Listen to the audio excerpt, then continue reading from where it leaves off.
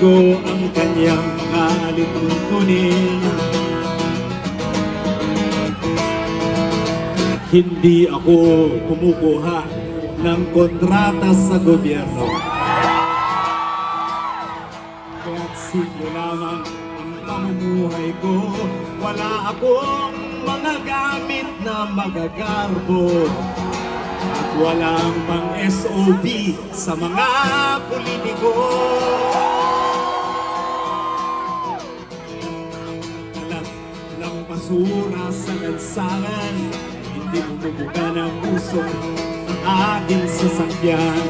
Inaayos ko mga kalat sa basurahan. Inaalagaan ko ang ating kapaligiran.